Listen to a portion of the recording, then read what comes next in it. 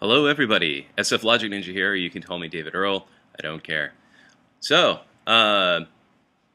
we just passed 20,000 subscribers. That's pretty astounding.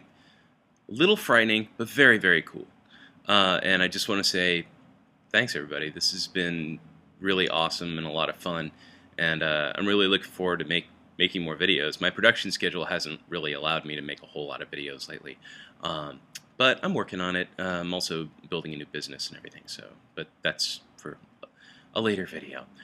This Thursday, I'd kind of like to celebrate.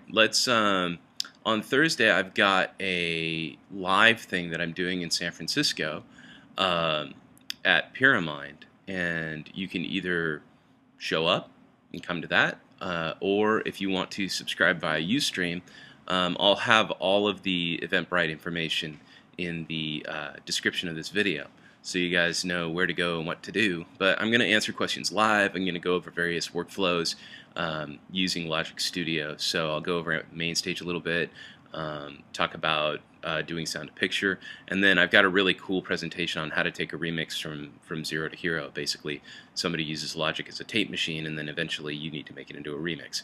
So it should be a lot of fun, and like I said, I'll have all of the details and informations in the description of the video. This is what the Eventbrite site looks like. So now on to the thing that I really wanted to talk about. Well, actually I really wanted to talk about this, but you know, I'm all excited to do a video. I haven't done one in a while. Mainstage. Holy mac, what's this? Well, I've been playing around with Mainstage. I'm kind of exploring some options with it. I've been using it live for about a year now with Mero, and it's really cool, but I wanted to delve really deeply into it. So I stayed up till about 4 or 5 in the morning one of these evenings and just really started cranking on it and got into the details of how Mainstage works. And I just kind of want to impart some of that knowledge to you. I'm going to give you kind of the grand overview. So the first thing about Mainstage is there are 4 main modes of Mainstage. There's the layout. This is where you decide what knobs and sliders and faders and how everything's going to look visually in Mainstage, which is really cool. Then we go to edit. This is kind of the meat and potatoes of Mainstage. This is where you set up your concert and then your patches. Okay? So, well, I'll get into the philosophy of Mainstage in a second. Then you have perform, which just makes it look all pretty for when you're on stage. And then there's full screen, which takes the whole thing full screen and it gets rid of your menu bars and everything else. So, you know, I guess you could turn around and show the audience, hey, isn't this cool? So, yeah, there's that. So, now let me talk about the overall philosophy of Mainstage a little bit. So, you've got a concert mode, and then you've got these patches, right? So the idea is you have a concert, you're going to go out and you're going to play a show. Now, the concert level of editability means that whatever is found in your concert, will be accessed by all your patches. Okay, so you go out to play a show, and these are called patches. These will be a sound or a layer or a setup that you have for a specific song, or maybe several patches within one song. But it'll just be a list of all of the patches that you're going to go through while you're playing your concert. When you're at the concert level, this is stuff that you have access to no matter what patch you're in. So if there's an auxiliary here, you'll have access to that auxiliary no matter what patch you're in. If you had some backing tracks playing, you would have access to those backing tracks no matter what patch you're in. And you also have your master fader and your master volume, and all that jazz is located here as well.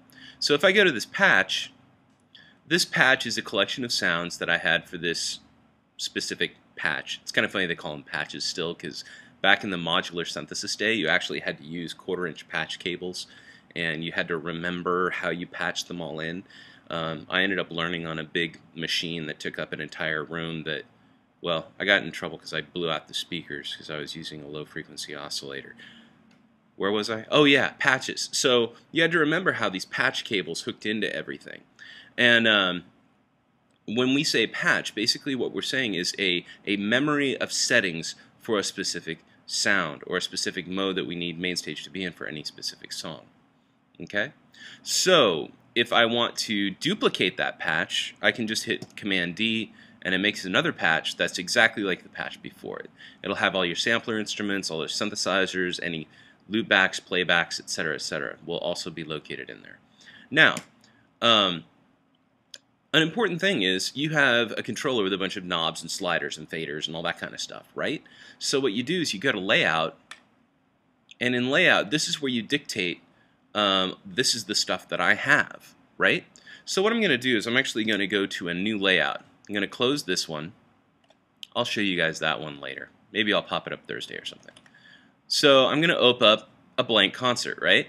So I go over to Layout, and in Layout, I basically have this setup that allows me to set up, what kind of controls I have. So over here, I'm using my laptop, so I've got an Oxygen 8 and an iControl hooked up. So I'm going to go to my All Controls tab, and what's kind of cool is, well, my Oxygen 8 has 8 different little rotaries on it, little rotary knobs on it. So I go down here, and what's kind of neat is they actually set up 8 rotary knobs. I can just drag it right up and in. Boom, there you go. Now, to assign the knob to this Mainstage knob, I click on the Mainstage knob, I hit Learn, and then I just twist the knob. Now what's cool is that from here you just touch the next knob, twist the next knob, touch the next knob, twist that knob,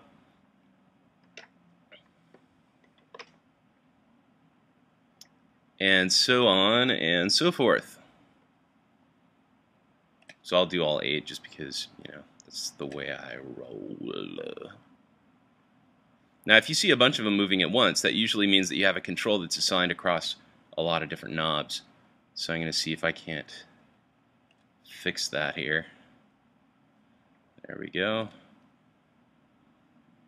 There we go. You got to make sure that these controller numbers are all different from each other.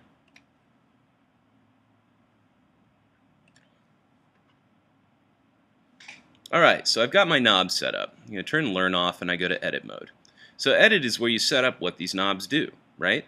So let's see, if I'm at the concert level, I can have those knobs do things at a concert level. Now once they're in the concert level, you can't use those knobs for patches because the concert level means that you always have access to them no matter whether you're in a patch or a concert. You always have access to concert settings. So if you're in a patch and you try to assign those controls, you will not be able to. So I'm going to go into my instrument here. It automatically popped up in an EVP88 with a reverb and a delay. I'm just going to click on the first knob, and down below this little Map Parameter button came up. I'll click on Map Parameter, and I'll click on Reverb. Now I'll go to the next knob and click on Delay and turn off Map Parameter. Now if I turn those knobs, you'll see that I have access to both Reverb and Delay. So I think that's enough for you guys to get started with. Eventually I'll show you guys my batty Mainstage setup that I was using the other night, but I want to make sure it really sounds good first. I did some stuff with it that I'm pretty happy about.